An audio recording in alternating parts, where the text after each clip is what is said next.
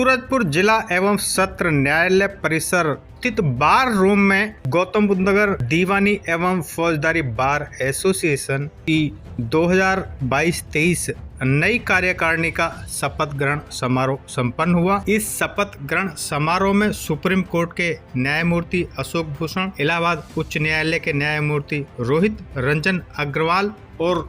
Bar council of Uttar Pradesh अध्यक्ष DM Suhas एलवाई, DCP Ram बदन सिंह और बार काउंसिल सदस्य शिव किशोर गौड़ आदि अतिथियों ने शिरकत की। इस मौके पर नए बार अध्यक्ष कालूराम चौधरी और नए सचिव नीरज तंवर एडवोकेट ने बार कार्यकारिणी को वकीलों की अपेक्षा पर खरा उतरने का संकल्प जताया। साथ ही मुख्य अतिथियों का शॉल स्मृति चिन्ह देकर स्वागत किया गया। आइए आपको दिखाते हैं किसने क्या कहा। माननीय न्यायमूर्ति श्री रोहित रंजन अग्रवाल जी, उत्तर प्रदेश बार काउंसिल के chairman Madhusudan Tripathi ji, Uttar Pradesh bar council के को चेयरमैन और सदस्य श्री शिव किशोर गौड़ जी, हमारे जिले के जिलाधिकारी श्री सुहास एलवाई जी, हमारे प्रिंसिपल जज फैमिली कोर्ट मंजीत सिंह सौरान जी, जिला जज एनएसीडी एक दो बार हुआ है तो इसलिए गलतियां हो जाती है, उसके लिए बहुत बहुत क्षमा। अब चूंकि शपथ ग्रहण समारोह है, इसमें एक ये मान के चला जाता है कि चूंकि अध्यक्ष धन्यवाद प्रस्ताव ही देता है, तो मैं लेकिन इससे लीग से हटकर कुछ कहना चाहता हूं कि धन्यवाद के अलावा आप सबका तो बहुत बहुत धन्यवाद। और साथ के अधिवक्ता साथियों को सबसे पहले ये बधाई दे दूं कि आपने जो हमें जिम्मेदारी दी है उसका अपने आपके विश्वास पर खड़ा करने की कोशिश करेंगे। हमारी मैं स्वयं और हमारी नवनिर्वाचित पदाधिकारी जो भी कार्यकारिणी चुन के आई है, आपके विश्वास पर खड़ा उतरेगी, उसके लिए मैं आप सबको आश्वस्त करता हूँ। साथ ही जो मैं ये कह रहा था कि लीग से हटके कुछ कहना चाहता हूँ, तो लीग से हटके तो चेयरमैन साहब से और अपने एजे महोदय साहब से एक रिक्वेस्ट करना चाहता हूँ कि हमारी एजे साहब से बताऊँ, एजे साहब से रिक्वेस्ट ये है कि हमारी जो कोर्ट्स हैं, चाहे वो कमर्शियल कोर्ट है, चाहे लारा कोर्ट है, चाहे और यहाँ कंज्यूमर फॉर्म में हमारे गेट की समस्या है, ये मैंने पहले भी डिस्कस की थी एजे साहब से, मैं गया था। साथ में एक और जो भी एजे साहब ने स्वयं ये बता दी कि जो नए युवा अधिवक्ता हैं जिनके चैम्बर का जो मैप इलाहाबाद हाईकोर्ट में इंफ्रास्ट्रक्चर कमेटी के साथ पेंडिंग है, उसके बारे में आप हमारी मदद करें, हम आपके आभारी रहेंगे। दूसरा एक सरकार का इशू आया था, चेयरमैन साहब ने भी कहा था, एजे साहब ने भी कहा था कि स्ट्राइक कम से कम, स्ट्राइक सचमुच में ही कम से कम होनी चाहिए। हम स्ट्राइक के बिल्कुल पक्ष में नहीं, कोई भी अधिवक्ता स्ट्राइक के पक्ष में नहीं रहता, लेकिन लॉर्डशिप और चेयरमैन साहब से मेरी रिक्वेस्ट है, कुछ ऐसी समस्याएं होती हैं जिनमें अधिवक्ताओं का सम्मान जुड़ा होता है, कुछ उनके साथ जब नाजायज चीजें होती हैं तो मजबूरी में ये सारे स्टेप उठाने पड़ते हैं। उसके लिए जिस तरह से अधिवक्ताओं को चीफ जस्टिस भी और इलाहाबाद हाईकोर्ट भी और सुप्रीम कोर्ट भी ये बार बार गाइडलाइन जारी करते रहते हैं, कोई इस तरह से ये नहीं होना चाहिए, हड़ताल नहीं होना चाहिए, बिल्कुल सही बात है। लेकिन साथ में प्रशासनिक जो अधिकारी हैं, चाहे वो जिलाधिकारी हैं, चाहे कमिश्नर ऑफ पुलिस हैं, चाहे यानी कि जो लॉ एंड ऑर्डर को मेंटेन करने का जिनका काम है, इस पे इस तरह का डायरेक्शन हो तो बड़ा अच्छा लगेगा और उसमें आपस में बड़ी सुविधा रहेगी। इन्हीं बातों के साथ मैं अपनी वाणी को विराम देता हूँ और उन्हें धन्यवाद करता हूँ कि आपने अपना कीमती समय निकाला और उसके बावजूद भी अगर कोई गलती हम लोगों से हुई है, किसी संचालन में गलती हुई है, तो उसके लिए क्षमा चाहता हूँ।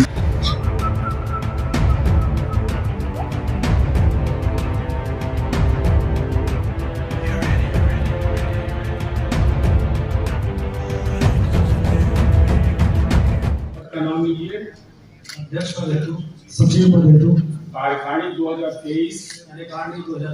जनरल दीवानी एवं फौजदारी बार एसोसिएशन गौतम बुद्ध नगर शपथ लेता हूँ कि मैं बार के संविधान के दायरे में रहते हुए बार तथा सदस्यों के हिसाब कार्य करता रहूंगा। मैं बार को आगे बढ़ाने में सदैव प्रगतिशील रहूंगा। बार की सामान्य सभा बार की सामान्य सभा अथवा कार्यकारिणी द्वारा अथवा कार्यकारिणी द्वारा जो कार्य मुझे करने हेतु दिया जाएगा जो कार्य मुझे करने हेतु दिया जाएगा उसे मैं पूरा निष्ठा के साथ उसे मैं पूरी निष्ठा के साथ पूरा करूंगा। पूरा करूंगा। मैं यह भी शपथ लेता हूँ मैं ये भी शपथ लेता हूँ कि भारत के संविधान कि भारत के संविधान तथा कानून का पालन करूंगा तथा कानून का पालन करूंगा तथा उसकी रक्षा के लिए तथा उसकी रक्षा के लिए सदैव तत्पर रहूंगा। सदैव तत्पर रहूंगा। धन्यवाद।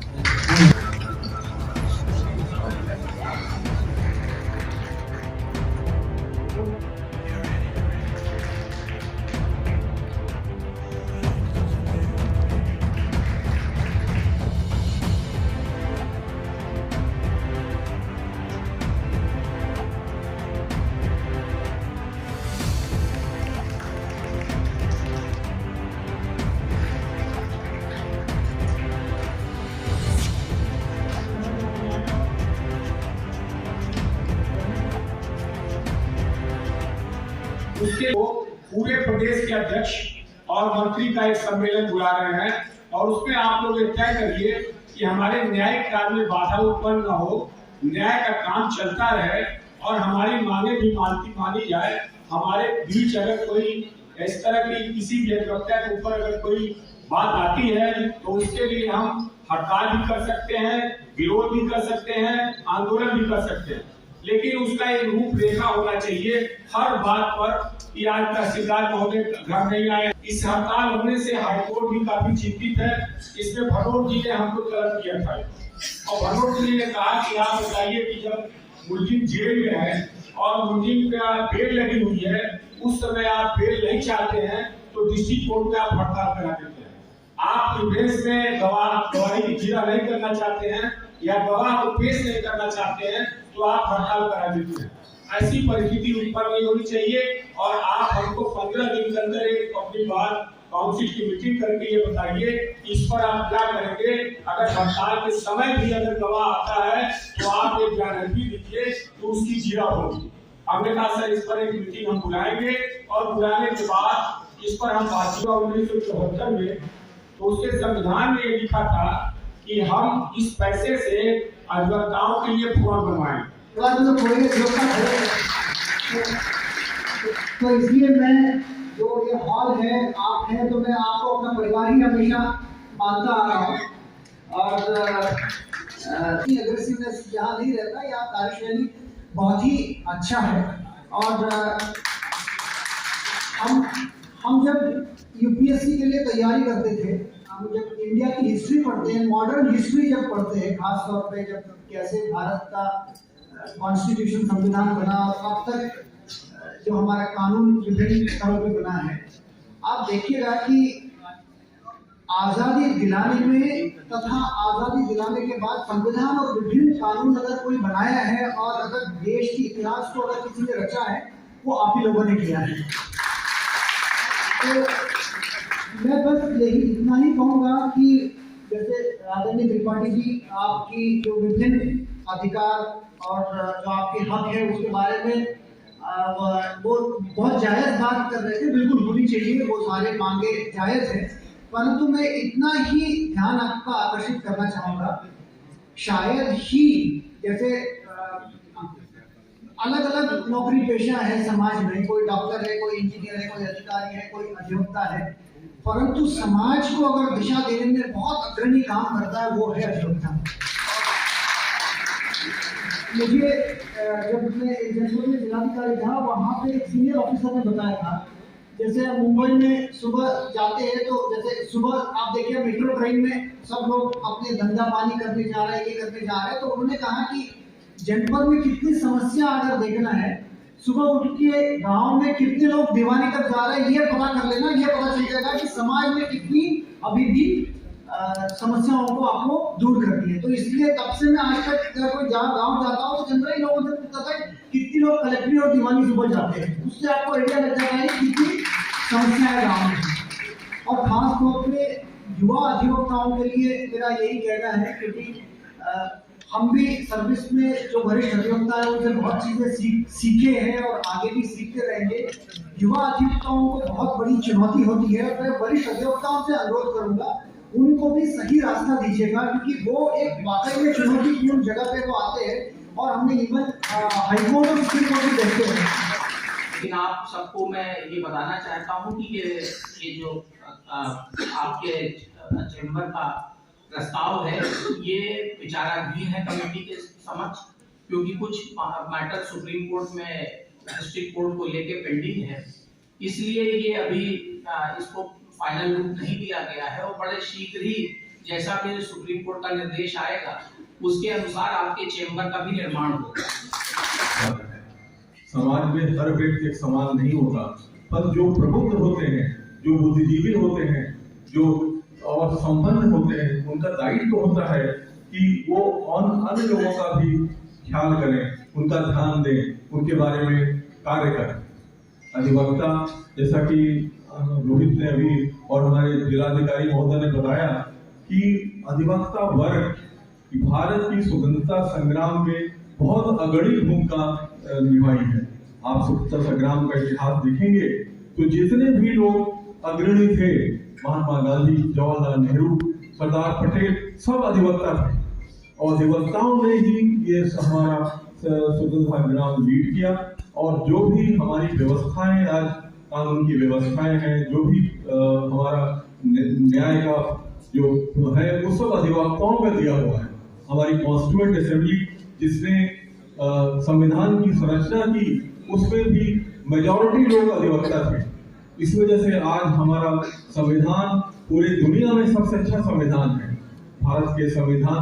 के बराबर अच्छा, जिसमें सब चीज समाहित है, सारे अधिकार, कर्तव्य और एक व्यक्ति को सबसे ज्यादा महत्व दिया है। एक कॉमन मैन का जितना अधिकार हमारे संविधान में है उतना दुनिया के किसी संविधान में नहीं है। एक बात मैं और आज कहना चाहता हूँ, आज मुझे बड़ा अच्छा लगा कि महिला अधिवक्तागण की उपस्थिति से वो सहभागी हैं इसमें और संख्या में वो उपस्थित हैं, ये बड़ी हर्ष की बात है। और महिला अधिवक्ताओं को मेरी शुभकामनाएं हैं कि वो इस प्रोफेशन में आगे बढ़ें, अच्छा कार्य करें। कोफी अमान जो यूएनओ के जनरल सेक्रेटरी थे, उन्होंने एक बार कहा था कि किसी समाज की आप उसकी परिपक्वता उस पर डिपेंड करती है कि वहाँ के महिलाओं का कितना सशक्तिकरण किया गया है। अगर समाज अपनी महिलाओं को सशक्तिकरण करता है तो वो समाज आगे बढ़ता है और अच्छा होता है और समाज का एक मापदंड है।